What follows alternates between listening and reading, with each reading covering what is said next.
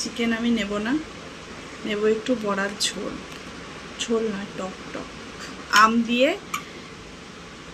বড়ি দিয়ে, আমি আবারও ভুল বললাম, কাঁচা আম দিয়ে মাছের ডিমের বড়া দিয়ে টক।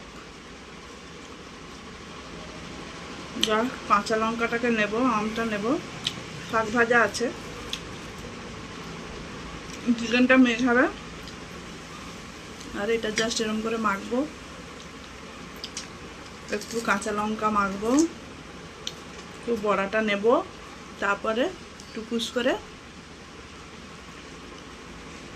মুখে গুঁড়ে দেবো।